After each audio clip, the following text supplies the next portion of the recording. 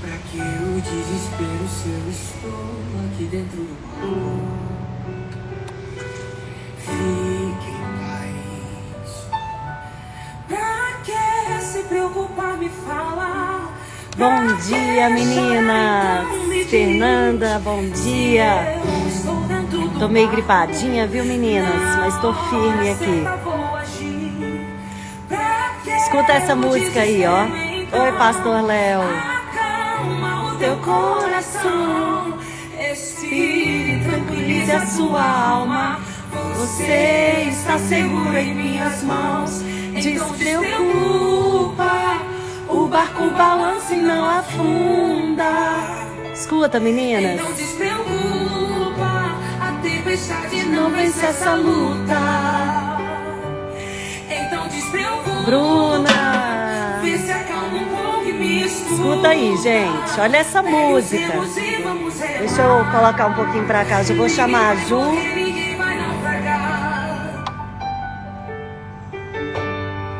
Escuta só um pouquinho. Pra que se preocupar, me falar?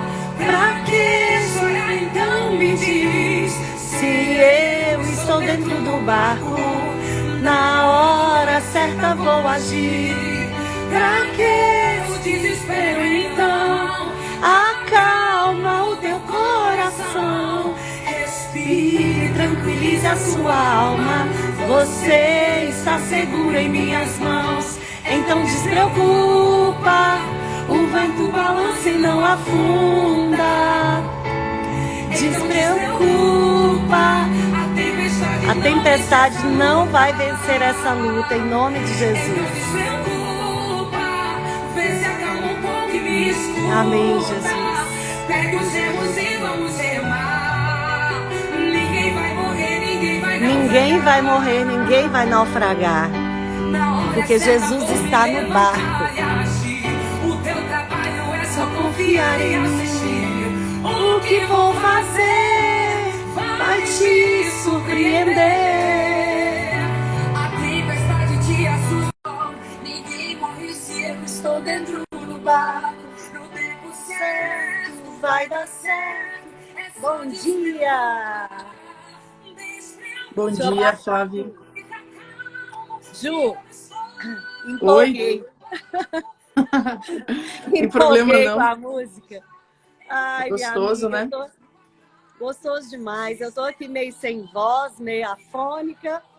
Eu tava gripada, não era Covid não, sabe? Era uma gripe alérgica. Mas, minha amiga, eu empolguei porque essa música é muito linda, né? E... Eu não sei se eu conheço essa música, não. Menina, eu descobri essa música agora. Chama Despreocupa. Então, essa música é para as mães que estão aqui, né? Às vezes estão preocupadas, mas Jesus está no barco. Ó, escuta um pouquinho, ó. Deixa eu colocar para você ver.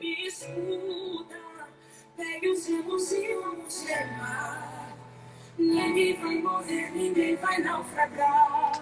Amém. Amém, Jesus. Amém. Amém, Senhor. Obrigada, Deus. Obrigada, Deus. Vamos orar, né, Ju? Amém. Senhor, em nome de Jesus, eu quero te entregar nesse momento, Senhor, essa live. Com o coração, Senhor, tão contrito, Senhor, por tantas vidas que estão perdidas, ó Pai. Ó Deus, que nesse dia, nessa manhã, crianças sejam libertas, jovens sejam libertos, ó Pai, e que o teu poder venha ser manifestado no lar de cada um de nós. Pai, em nome de Jesus, eu te peço, Senhor, que o Senhor nos dê essa certeza, Senhor, de que o Senhor está no nosso barco e que não precisamos nos preocupar com as tempestades, com esse mundo, Senhor, tão caótico, tão perdido, Senhor, porque o Senhor está conosco, nós colocamos o Senhor no leme e nós não temos nada a temer, Senhor Jesus. Pai, eu quero colocar a vida da Ju na tua presença. Senhor, essa mulher que é tão posicionada, Senhor, e que às vezes passa por tantos ataques, Jesus. Tantos ataques, porque simplesmente ela deseja tirar pessoas do mesmo lamaçal de onde ela saiu, Senhor. Assim como um dia o Senhor me retirou também, Senhor. Assim como um dia o Senhor teve piedade da minha vida e me tirou, Senhor, de uma vida sem sentido, distante do Senhor. Pai, em nome de Jesus, que essa live, Senhor, seja um marco na vida dessas mulheres, ó Pai. Senhor, obrigada porque o Senhor levantou a Ju nesse tempo. Pai, porque ela é uma esperança para as mães. Senhor, porque ela tem trazido esperança, Senhor, para tantas pessoas, ó Deus. Ó Pai, obrigada, Senhor, pela vida dela. Cobre ela com teu sangue precioso. Cobre a minha casa com teu sangue precioso, Senhor. Nós sabemos que todas as vezes que fazemos lives com esse tema, sofremos muitos ataques, ó Pai. Mas nós sabemos que maior é aquele que está em nós do que aquele que está no mundo. E por isso nós rendemos graças a Ti, te entregamos o nosso coração. Estamos aqui em posição de humildade para dizer para o Senhor que o Senhor esteja presente nessa live, conduzindo todas as palavras da Ju, todas as palavras do meu coração, ó Pai, que venham direto do Teu trono, Senhor.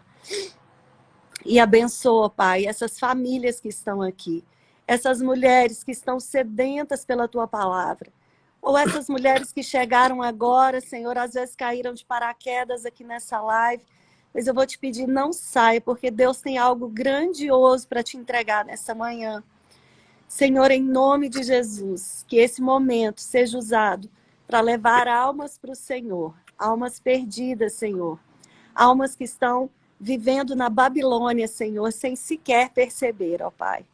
Em nome de Jesus, ó Pai. Amém, Senhor. Amém, Deus. Amém, querido.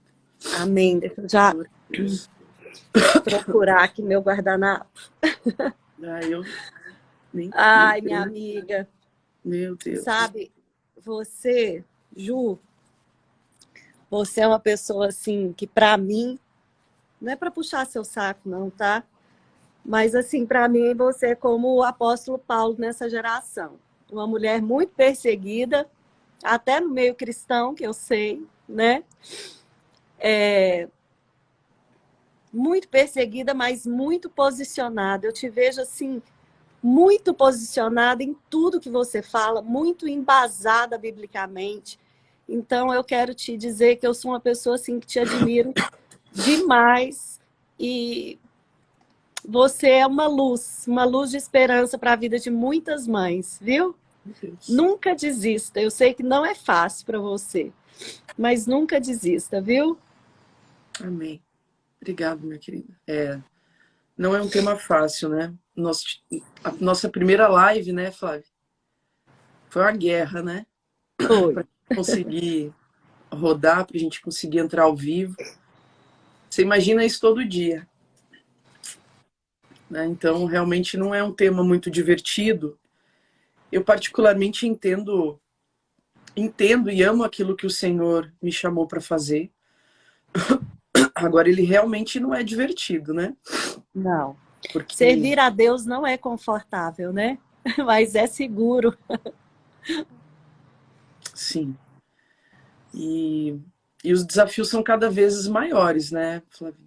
Cada vez maiores os desafios se apresentam, cada vez as idades são cada vez menores, apresentando conflitos na área da sexualidade. Em contrapartida, do outro lado, famílias cada vez mais inseguras, famílias cada vez menos posicionadas em Deus. Então, você junta com uma cultura subversiva de identidade, uma cultura extremamente persuasiva, onde as crianças, os adolescentes estão ouvindo cada vez mais a cultura do que os pais. Então, realmente, acho que tem pessoal perguntando qual que é o tema ali. Eu coloquei aqui. Acabei Tá. de colocar. Então, tem situações que a gente se pega hoje que a gente também não sabe para onde correr. A gente não tem todas as respostas. A gente está tateando no escuro, Flávio, com os pais, principalmente. Porque nós não temos literatura, nós não temos outros grupos para buscar apoio, né? Então, é realmente desbravar a selva com um facão na mão e uma mata fechada, e a gente está andando e para essas questões. Ju, e algo que eu quero trazer aqui nessa manhã, sabe, Deus hoje estava... Esses dias eu falei numa live que eu falei rapidamente, né, que Deus, ele nos tira do Egito, ele nos tira da escravidão, mas da Babilônia nós precisamos sair. E hoje de manhã eu estava lendo lá em Isaías 48, 20. Deixa eu só pegar aqui minha Bíblia. Olha só, lá em Isaías 48, 20, eu quero fazer aqui um alerta para as mães, sabe? Olha só, deixem a Babilônia, fujam do meio dos babilônios. Anuncie isso com gritos de alegria e proclamem-no. Enviemo-nos aos confins da terra, digam, o Senhor resgatou o seu servo Jacó. Não tiveram sede quando ele os conduziu através dos desertos, ele fez água fluir da rocha para eles, fendeu a rocha e a água jorrou. Não há paz alguma para os ímpios, diz o Senhor. E daí, nessa manhã, eu estava, né, orando pelas mães de adolescentes, e Deus falou algo comigo, que muitas mães precisam fugir da Babilônia. Porque às vezes a gente fica ali, né, tão preocupada com os nossos filhos, no meio desse mundo que nós estamos vivendo, mas nós estamos muito contaminadas com valores babilônicos dentro da nossa casa, dentro do nosso espírito, né? Mesmo sendo cristãs. E daí veio uma pergunta, você como mãe, já saiu da Babilônia? Ou você está orando para que seu filho saia, mas você de alguma forma continua lá? E daí eu separei algumas frasezinhas que eu achei interessante, que o mundo diz e o que a Bíblia diz. E olha só para explicar um pouquinho, a Babilônia vem de Babel, né, que foi uma cidade construída pelos homens para chegar até o céu, uma torre, né, para chegar até o céu sem a ajuda de Deus, né, sem necessidade de Deus. Ou seja, eles criaram um sistema de autossuficiência. Então, hoje, a Babilônia, ela não é uma cidade, mas ela é um sistema espiritual que está no mundo, né? Que se opõe a Deus na Terra.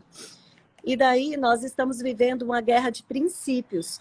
E daí Babilônia diz assim, o importante é você ser feliz.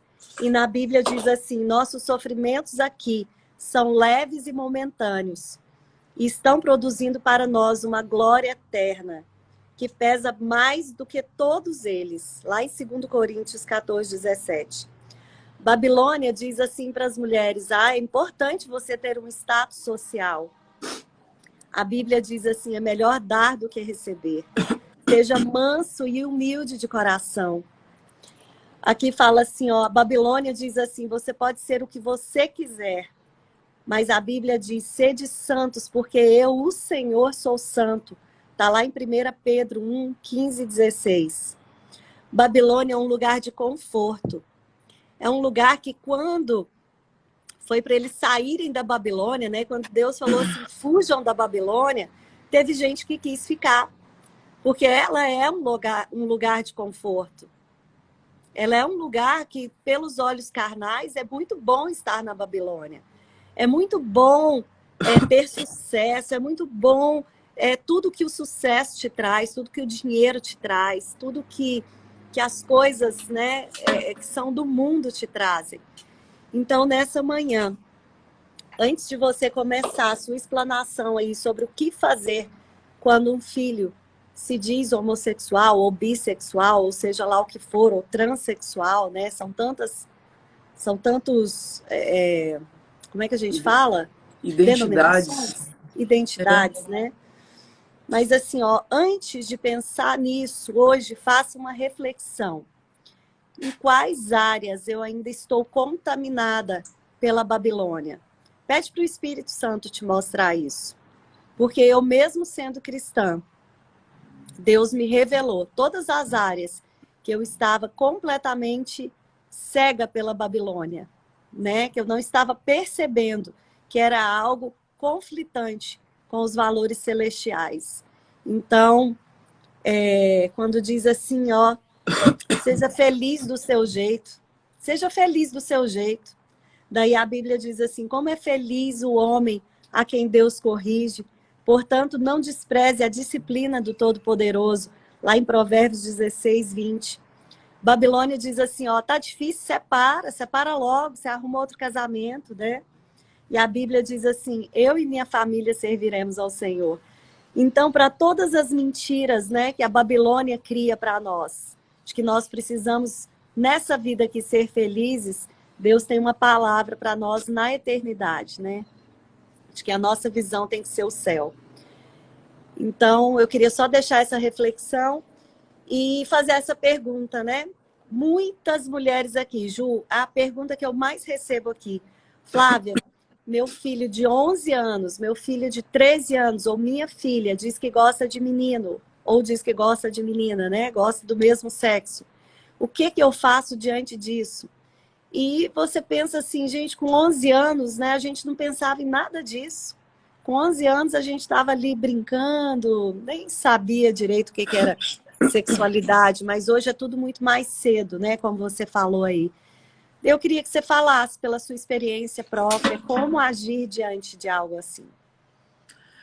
Então, Flavinho, eu queria só pegar um gancho aí no teu devocional da Torre de Babel, que você falou algo extremamente importante, né? Que é o que a gente vai falar hoje aqui, sobre construção da identidade. A Torre de Babel, lá em Gênesis 11, né? Deus amaldiçoou os homens que construíram para si uma identidade. No versículo 4 de Gênesis 11, eles falam, né? E seremos reconhecidos, e seremos honrados, e o nosso nome será conhecido. Então, eles estavam apresentando ao mundo uma identidade construída por eles mesmos. Eles estavam rejeitando uma identidade vinda de Deus, do Criador. Então, isso que você trouxe para embasar, assim, para dar fundamento nisso que a gente vai conversar, não tinha versículo mais apropriado, né?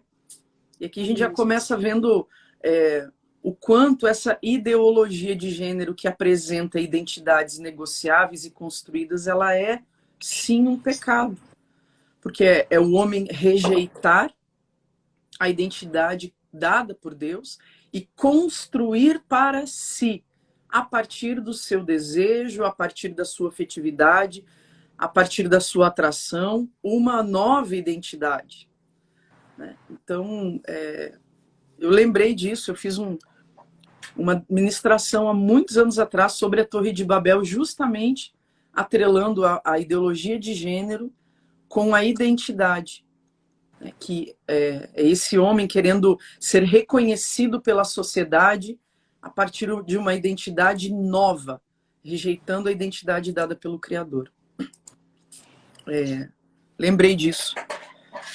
Amém, Jesus. Com relação à sua pergunta, eu estava pensando ontem, eu vi a sua postagem, né, e ela terminava com um ponto de interrogação, né? Como agir, o que fazer, e agora? E eu vejo que essa Babilônia em que os pais se encontram, Flávia, ela também começa por um culto ao imediatismo. Então eu gostaria de falar isso antes, porque é extremamente importante. Tá? Não são só os nossos filhos com 15, 12, 17 anos que estão acostumados a dar um clique e resolver os seus problemas, dar um clique e comprar, dar um clique e saber. Não são só os filhos. A nossa geração também está inundada nesse culto ao instantâneo, a resolver as coisas de forma imediatista. Então, nesse momento onde a gente quer, através de um clique, resolver uma situação tão complexa que é um filho estar na homossexualidade ou um conflito familiar, né, nós também estamos transferindo para o imediatismo essas questões extremamente complexas. E primeira coisa, a gente precisa lembrar que o nosso filho, seja com 11, 15, 20 anos, ele não chegou aqui nesse estágio, nessa condição, da noite para o dia ou com um clique. Então, possivelmente, isso não vai ser resolvido com um desespero ao imediatismo. Não vai. Infelizmente, não vai. Nós desenvolvemos essa cultura, né, de nos tornarmos impacientes frente a processos. Então, o que a gente menos quer nessa live é ouvir processos. A gente veio aqui, na realidade, para ouvir duas soluções, quem sabe mágicas, né? Ou 2 passos, no máximo 2, né? Porque 3 já é demais, para retirar o meu filho da bissexualidade ou da homossexualidade, que na verdade ele demorou anos para construir, né? Foram anos de experiência, de fatos, de informações, de influenciadores que podem estar determinando o comportamento, a condição dele hoje. Então, pode ser que isso não se resolva de forma tão simples, né, quanto a gente esperava, com um clique ou com um direct na caixa da Flávia, da Juliana. Infelizmente não. Pode ser que a gente precise apertar os cintos, porque nós vamos sim correr uma longa maratona a partir de agora com os nossos filhos. Então, a gente precisa entender que a identidade dele não foi construída da noite para o dia. Ele não acordou um belo dia dizendo vou ser bissexual, porque, né, não tem coisa melhor para ser, vou ser bi. Não, isso foram anos de construção de experiências, de informações, de influenciadores. Então a gente precisa, primeira coisa, entender que os nossos filhos, enquanto criança, eles estavam, de certa forma, sob o nosso controle.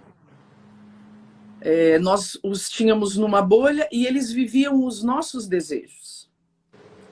Mas a adolescência, uma das coisas que caracteriza a adolescência é justamente ser livre dos desejos dos pais e ter a oportunidade de começar a viver os seus próprios desejos. Com 11 anos, o adolescente, o pré-adolescente, 12 anos, ele já tem essa noção de que ele não é mais obrigado a viver os desejos dos pais. E ele, de certa forma, é livre para experimentar viver da sua própria maneira. Ele não está mais preso a corresponder a uma expectativa dos pais, a um influenciador dos pais. Então, nós perdemos um controle que, quem sabe, nunca tivemos.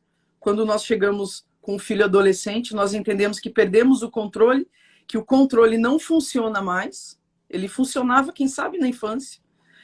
E que, a partir de agora, nós, sim, precisamos de um novo posicionamento frente a essa nova etapa da vida, essa nova fase, que é a adolescência. Um menino, uma menina não entra na pré-adolescência ou na adolescência como uma folha em branco, né?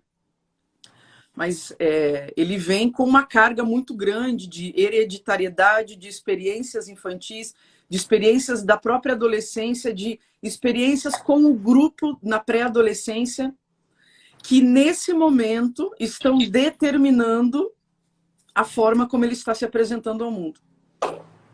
Então, você vai me cortando aí quando você quiser, tá, Flavinha? Que eu tô numa linha de pensamento que...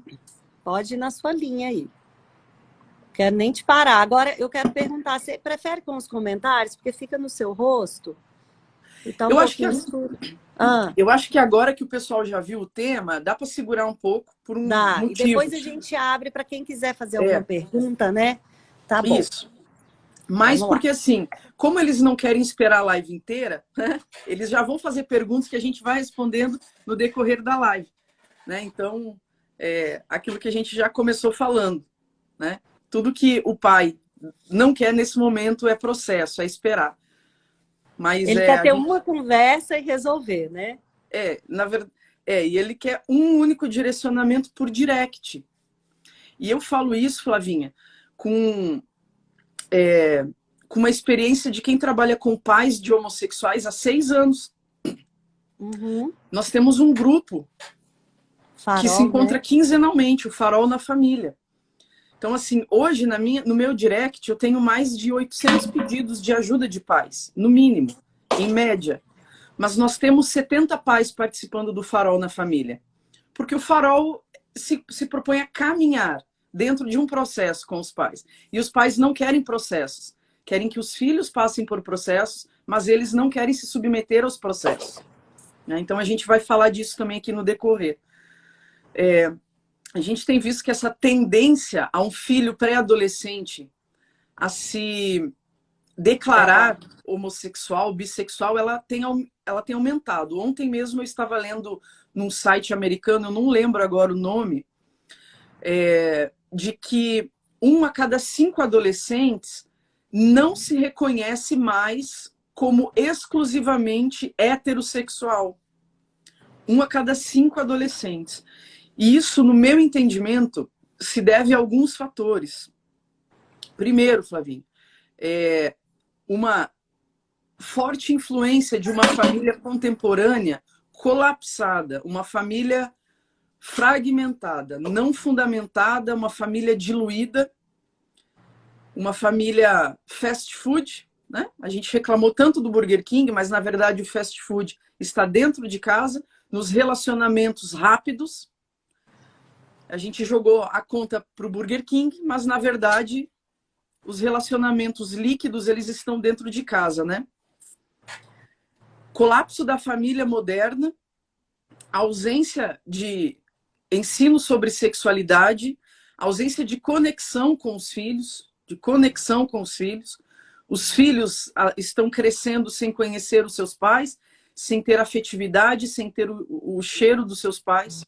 Eles estão crescendo substituindo a família pelo grupo, aonde eles encontram uma segunda família, porque nessa segunda família eles são ouvidos, eles são respeitados, e alguém senta, olha no olho deles e conversa sobre sexualidade, sem colocar um discurso legalista, sem colocar muitas vezes um discurso condenatório. Adicionado a isso, a gente encontra uma sociedade imersa a um ativismo ideológico extremamente persuasivo, influenciador. Então, o adolescente chega com 12, 13 anos, dentro dessa cultura familiar e social, onde ele não sabe quem é, com 11 anos, 12 anos, ele não sabe o propósito de Deus para a vida dele, ele não sabe para que ele existe, e ele não sabe qual é a identidade dele. Então, quando ele chega frente a um grupo da escola, com 11, 12, 15 anos, novas identidades contemporâneas, ideológicas, negociadas, são apresentadas a ele. E ele olha para dentro dele, ele não tem nada para competir com aquilo que está sendo oferecido. Nada de melhor, nada de bom, muito pelo contrário.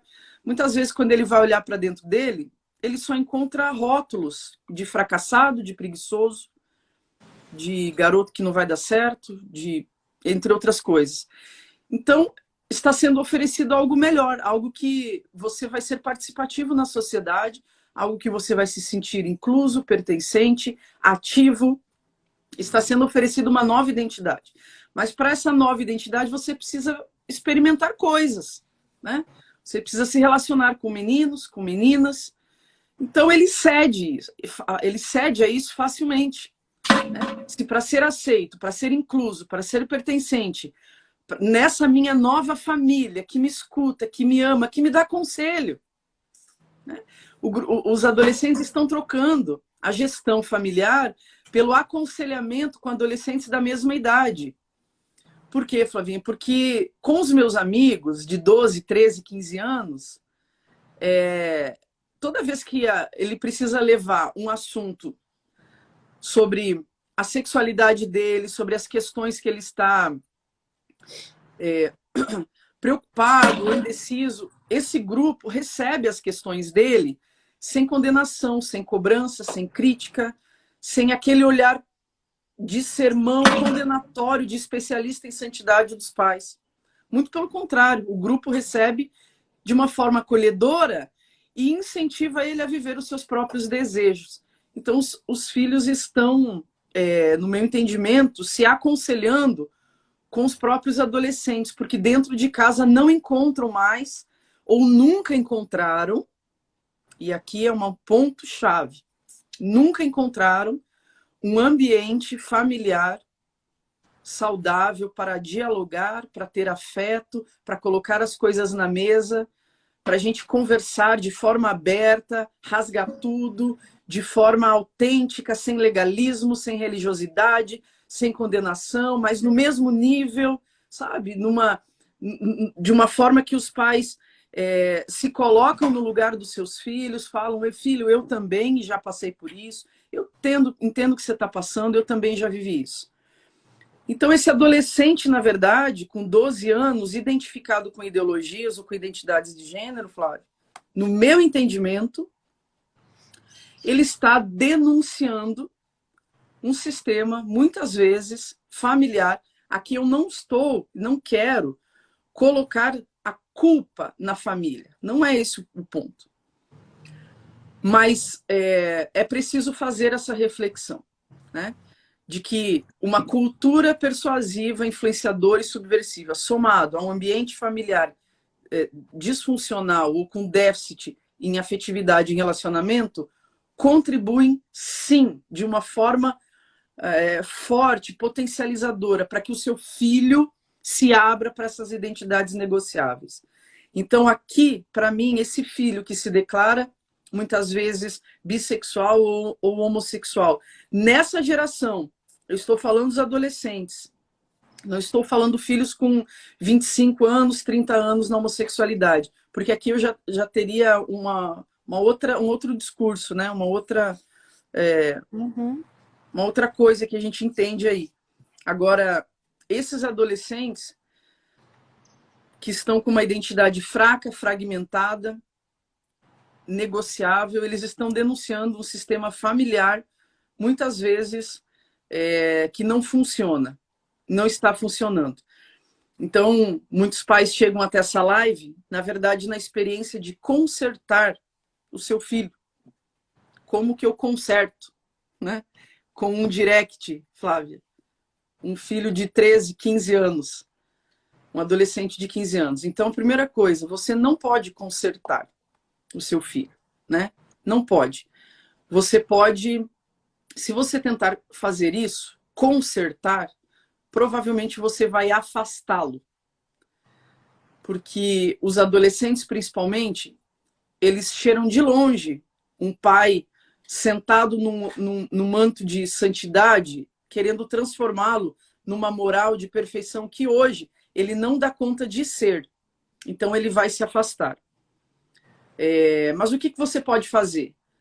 Em vez de você tentar consertá-lo, você pode tentar consertar ou mudar a você mesmo.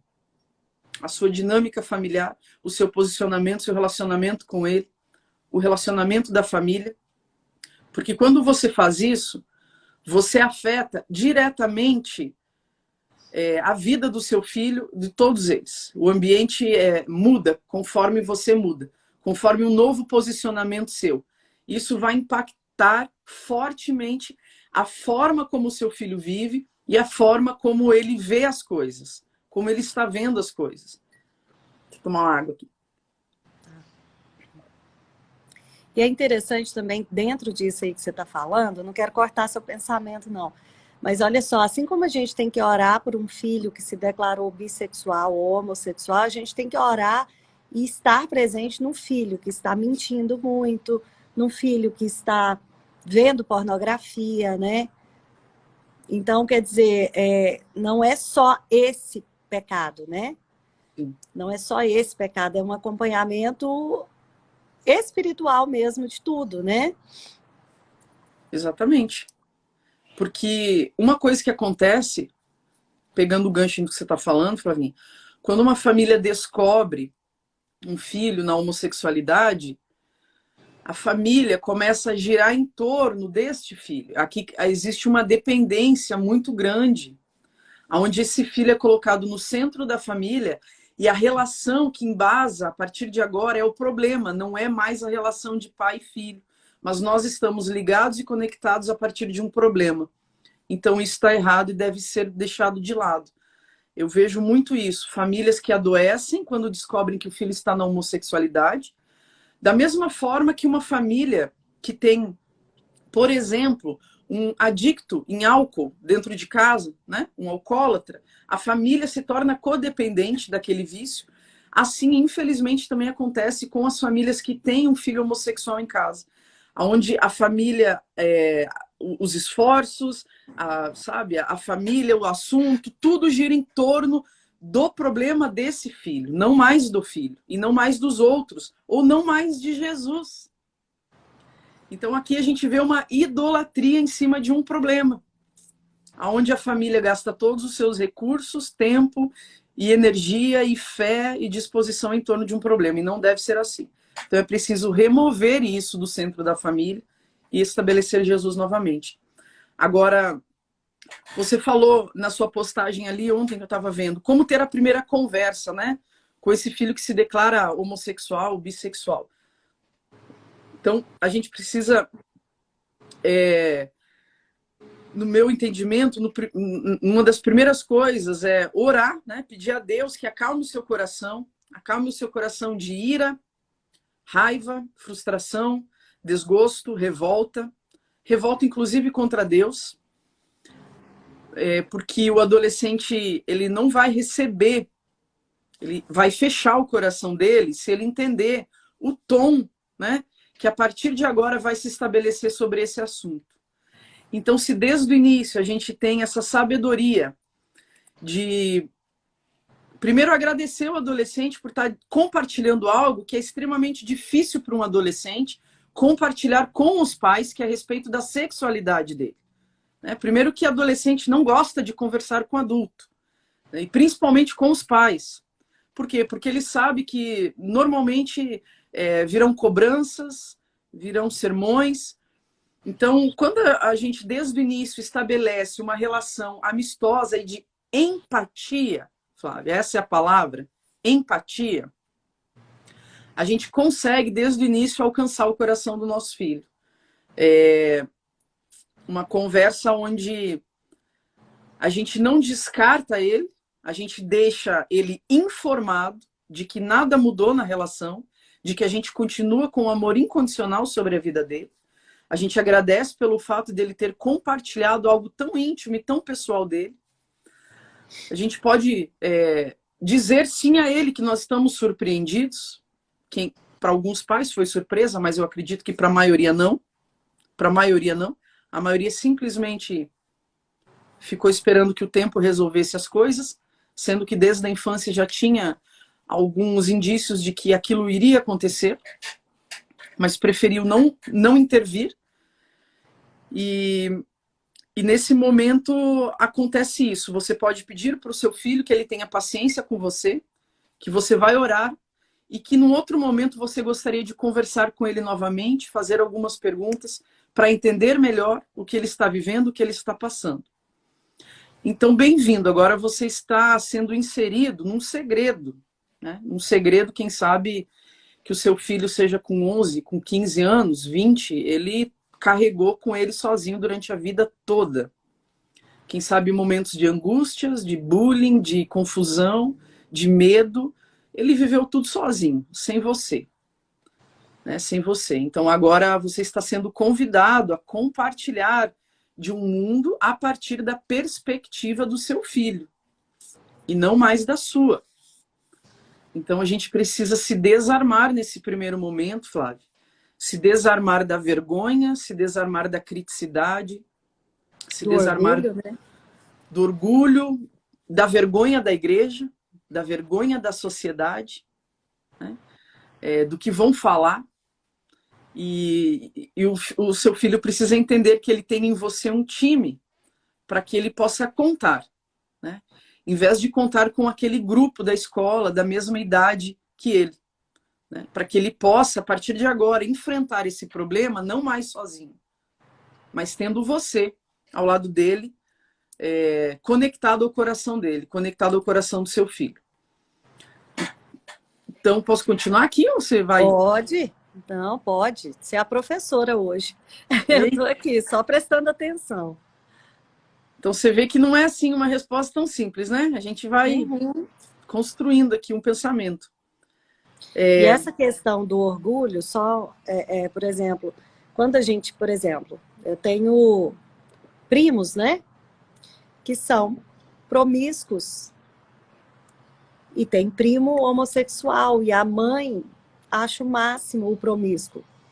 Então, assim, só dizendo essa questão, porque o orgulho, ele está muito por trás dessa questão da homossexualidade, quando seu filho se assume, porque é aquilo que você falou, é a vergonha, né? Não a vergonha do pecado em si, né? De estar vivendo no pecado, mas de ser aquele o pecado, né? O pecado que envergonha os pais, né? Então, acho que essa questão do orgulho também é algo que a gente precisa quebrar, né? Como Deus fala, né? Humilhai-vos perante a minha potente mão, né? Então, essa questão do se humilhar também aos pés do Senhor, né? E tirar todo o seu orgulho, né? Sim, exatamente. Muito, Flavinha, do discurso dos pais em não saber lidar é justamente por conta desse orgulho aí que você está falando. Da vergonha, né? Então, a gente vai falar isso aqui mais adiante já vou chegar ali. Então, assim, ouvir o que o seu filho tem a dizer, né? Ouvir as suas dores, ouvir os seus conflitos, permitir que ele divida com você o segredo dele, ouvir os medos dele. Nesse primeiro momento, esse sentimento e essa expressão de empatia é tudo que o seu filho precisa. Por quê? Porque essa empatia, ela vem dizer que, mesmo que a gente tenha divergências na forma de ver as coisas, a gente está junto. Eu não larguei a sua mão, eu não vou largar, eu te amo, eu não vou sair daqui, porque existe um medo muito grande do lado do filho adolescente de compartilhar com seus pais a homossexualidade ou a bissexualidade, porque muitos, quando compartilham, perdem o seu lugar de direito, o seu lugar de amor, o seu lugar de filho, o seu lugar de comunhão.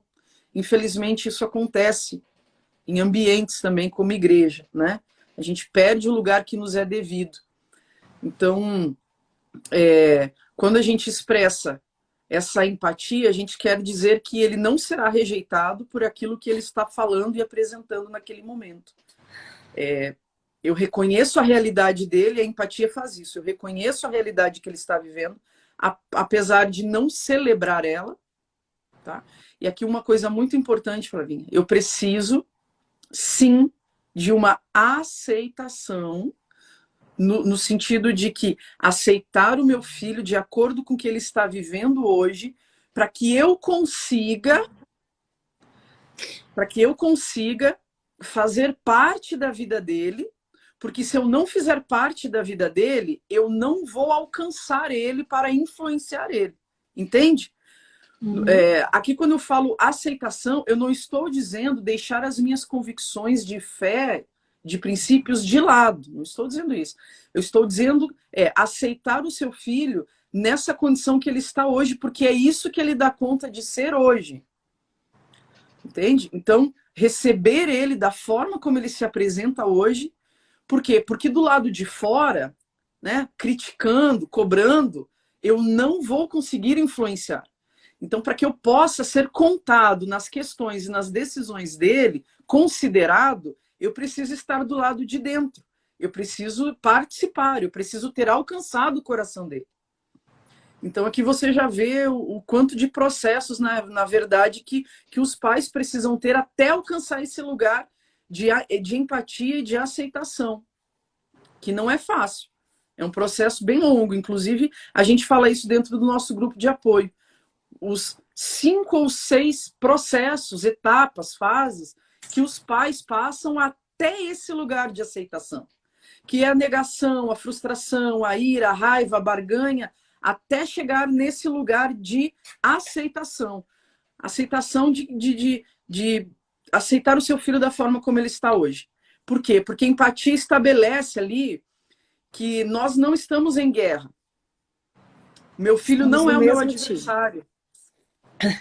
né? Ele não é contra ele, né? Eu não estou em guerra com ele, ele não é meu adversário, ele não é o meu inimigo. Então eu me coloco num lugar de escuta, sabe? Num lugar de divergências, de pontos de vista, mas de tamo junto, conta comigo, se abre comigo.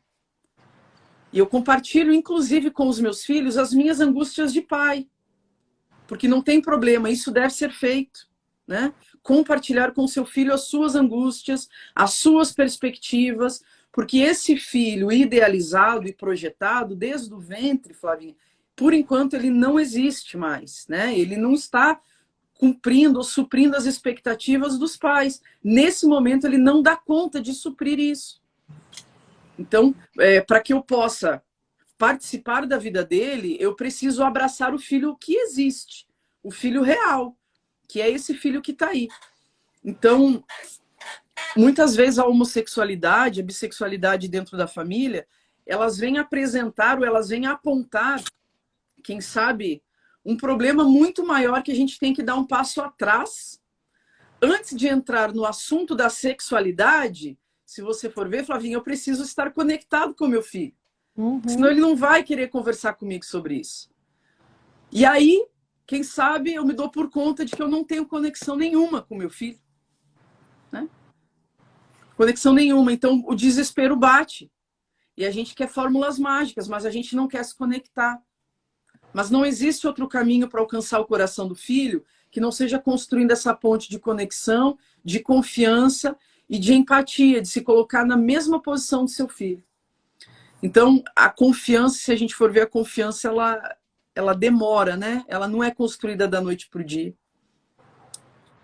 Então, por isso é um processo, né? E eu acho também, Ju, se a gente for analisar aqui para essas crianças de 11 anos, né? Eu me lembro que quando eu tinha 11, 12 anos, o meu mundo, na verdade, girava ali em torno da minha melhor amiga.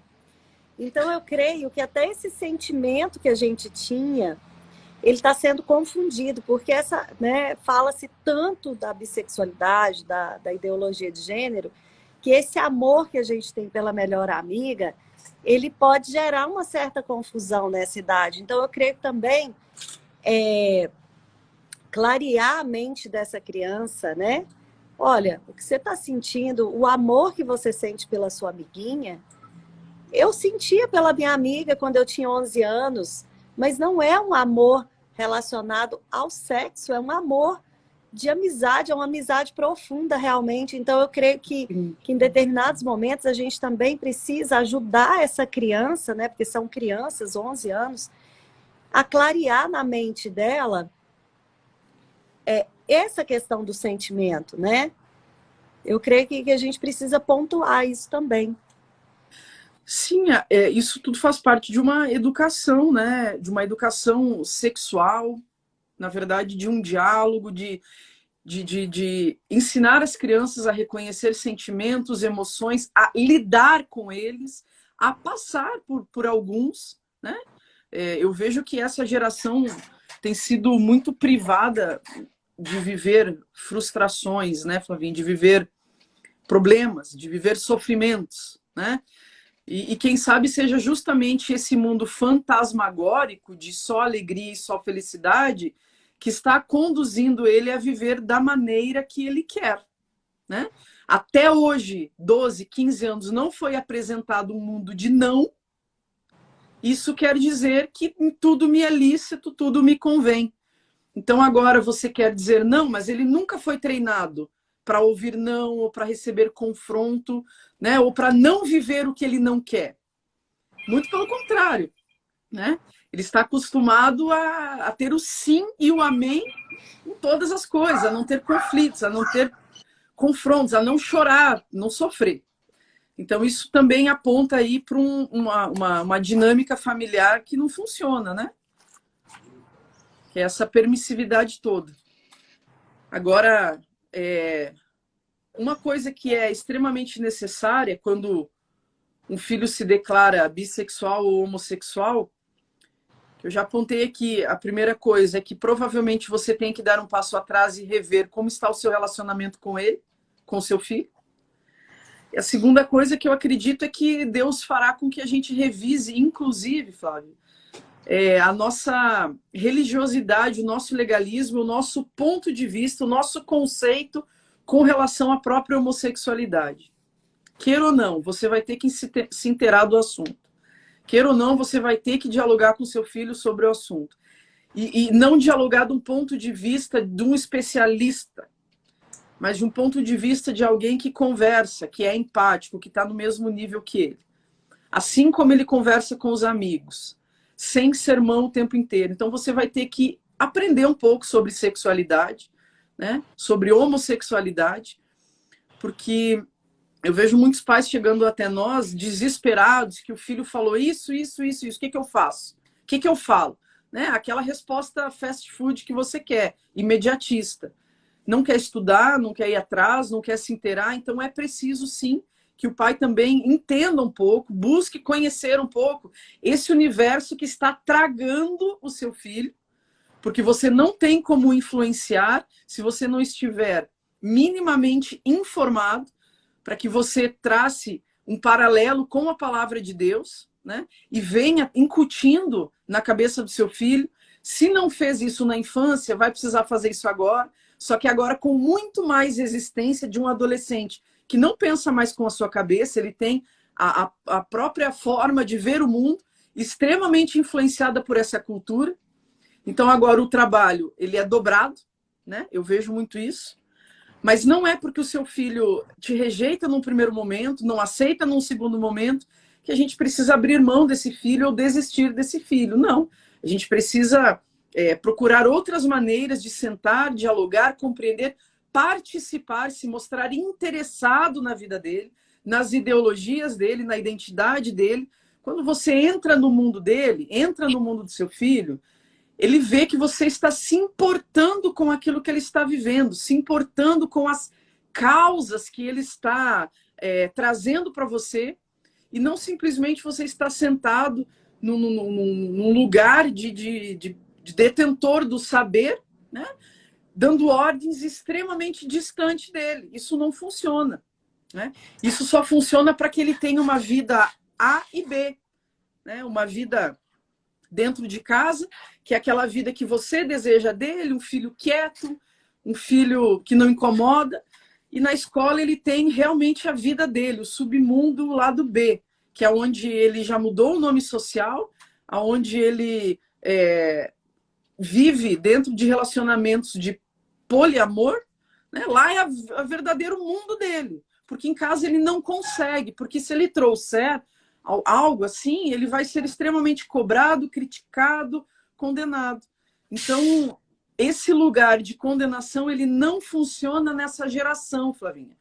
Eu acho que gerações passadas deixavam de praticar algumas coisas por medo, né? A imposição da igreja, a imposição dos pais, esse medo institucional, esse medo hierárquico, essa condenação, esse julgo, os adolescentes lá atrás recebiam e deixavam de fazer algumas coisas por medo. Essa geração não deixa de fazer. Essa geração nem ouve, nem comunica com condenação. Uhum. Muito pelo contrário, eles são questionadores. Por que eu não posso?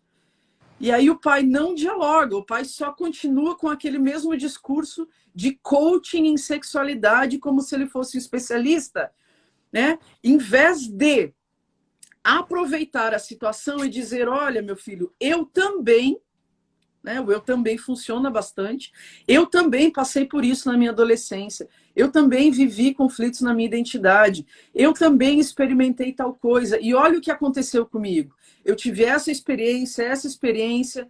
Então você começa a desenvolver no seu filho um pensamento crítico que ele não tem e nunca teve frente às identidades que estão sendo propostas para ele. Quando você compartilha com seu filho que você já viveu, já teve experiências assim, ele consegue ver em você uma empatia de se colocar no lugar dele, sabe? E você falar, e olha, e eu vivi isso, e eu me permiti viver tudo isso, e olha só a resolução que eu tive, a resolução negativa, o impacto negativo que isso teve para a minha vida. Então aqui você começa também, mesmo que o seu filho tenha 11, 12 anos, você começa a incutir no seu filho que ele sim está começando a fazer escolhas, que as escolhas são dele, e que ele será o responsável por colher as escolhas que ele está fazendo agora. Ele precisa ser informado que ele está plantando abacaxi, né? E ele vai sozinho, só ele, colher daqui a pouco esse mesmo abacaxi. E que essa colheita pode ser o quê? Pode ser uma rejeição da sociedade, pode ser pessoas que não aceitem. Quais são as colheitas que ele vai ter lá à frente? Então é preciso que o seu filho, que está sendo convocado a ser um adulto antes do tempo, né? Porque eu vejo que nós, na adolescência, nós não tínhamos que tomar decisões acerca da nossa identidade numa idade tão tenra. Com 11 anos eu ainda estava brincando. Exatamente. Mas o adolescente de 11, 12 anos hoje, ele está sendo chamado e convocado pela sociedade a se posicionar frente a uma identidade. Quem é você? Você é o seu desejo. É isso que você é. E se você não sabe o que é, venha ser alguma coisa, porque você não é nada. Então, ser bi, pan, né, agênero, bigênero, é muito melhor do que não ser nada. Ele olha para dentro dele, ele não acha que não é nada. Não é por quê? Porque não foi afirmado, ou porque foi afirmado negativamente. Então, o que está sendo oferecido é melhor do que eu tenho, melhor do que nada, melhor do que ser nada. Então, fala aí que eu tô, senão não pode falar e já tá... Ai, Ju, faltam 4 minutinhos só. Infelizmente não dá pra gente esgotar, né, o tema, mas lá no Instagram da Ju tem muita coisa. Eu quero só saber antes, eu quero pedir para as meninas tirarem uma foto da gente. Deixa eu pegar minha caneca aqui.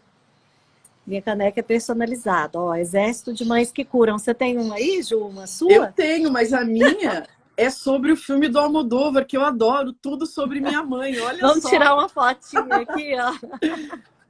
Eu gosto muito Meninas, desse filme. Tudo sobre minha mãe. Tudo sobre minha mãe. Ah, tá bacana. Mas Meninas, ele não é olha filme, só. ele não é um filme crente não, viu? Eu Vocês sei, não se, tá bom. não se escandalizar não. Mas eu gosto muito de filmes inquietantes, assim, que faz a gente pensar. Meninas, então tirem a foto, indiquem essa live. Só faltam 3 minutinhos. Eu vou deixar a salva lá no IGTV. Sabe o que eu quero que você fale? Quem quiser participar do Farol, como é que faz? Que é esse grupo de apoio à família, né? Como é que faz? O Farol na Família, Flavinha, é um grupo de apoio à pais em conflito com a sexualidade dos filhos. Nós nos encontramos de forma quinzenal, normalmente sábados à noite, onde nós ficamos ali 2, 3 horas conversando online pelo Zoom com um grupo de pais. E para participar tem um link na bio do meu Instagram. Você entra lá, tem um link, você abre o link, tem várias opções. Dentre elas tem uma escrita Farol na Família. Inclusive nesse sábado agora, ou sexta agora, a gente tem encontro às 9 da noite. E dentro do Farol a gente compartilha inúmeros conteúdos também que nós temos na área de membros, livros, vídeos vídeos meus que eu retirei da internet, porque a gente fala coisas muito pontuais, eu acabei retirando, deixei lá só para os membros do grupo. Entendi. Livros traduzidos, que a gente traduziu só para trabalhar com pais, que são livros específicos para pais de homossexuais, porque a gente não tem literatura ainda. Eu estou terminando de escrever o livro para pais de homossexuais, mas tá devagar, mas vai dar certo, uma hora vai dar certo. Corre aí, corre com esse livro.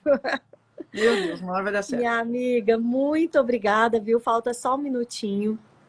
Quero te agradecer mais uma vez. Você sempre atende aí os meus chamados, meus pedidos, né? E é sempre uma alegria ter você aqui, porque você sempre traz pontualmente mesmo, assim, aquilo que as mães precisam saber. Eu sei que muitas vezes é desesperador, eu vejo aqui o desespero, né, de muitas mães, mas é aquilo que você falou. É se colocar na presença de Deus, é tranquilizar a sua mente, abrir o seu coração, né? E deixar o seu coração aberto para esse filho, né? E orar, e persistir em oração, e batalhar espiritualmente pela vida dele, independente de qual seja o pecado, né? Que a gente deixe claro isso, que independente de qual seja o pecado que ele esteja inserido, né? Que ele esteja vivenciando, mas que possamos ser as guardiãs dos nossos filhos, guardiãs em oração, guardiãs em batalha, e que nessa manhã a gente faça essa reflexão sobre a Babilônia, né? Se nós estamos aí contaminados por muitos desses discursos também, né? Porque às vezes a gente fala muito dos discursos que estão sobre as crianças, né? Sobre os adolescentes, mas os discursos também que estão sobre as mulheres também é algo que já está muito cauterizado na nossa mente, né? Que a gente precisa se livrar desses conceitos errados. Então, só te agradecendo, vou te dar um minutinho aí para você deixar algum recado que você quiser, e agradecer a todas as meninas que ficaram aqui. Eu desativei os comentários, mas acho que foi mais produtivo assim. Então fala, Ju. Eu espero ter ajudado, de certa forma, aí, Flavinha, o pessoal Com certeza. que está assistindo, né? Eu entendo o coração desejoso e desesperado dos pais. Então, a primeira coisa é colocar essa frustração e esse desespero para Deus, né? E depois compartilhar com o seu filho também. Amém, ele tem esse amém. direito também de você compartilhar a sua dor com ele. Tá tudo certo. Agora, esse lugar de dor, ele não é um lugar onde a gente vai conseguir ajudar o nosso filho de forma real. Então, se eu puder deixar, né, resumindo tudo que a gente falou, o seu filho, ele está desejoso por 3 coisas que eu acho principais dentro de um relacionamento de um adolescente, de um pai com um adolescente perdido. O seu filho, ele quer aprovação, ele quer afirmação e ele quer reconhecimento. Afirmação, aprovação e pertencimento. Pertencimento. Tudo isso está sendo dado pelo grupo, pela cultura, pela sociedade. É uma guerra de amor, né? Então, a gente só vence se a gente estiver conectado ao coração dos nossos filhos, dando a eles sentimento de aprovação, de afirmação e de pertencimento.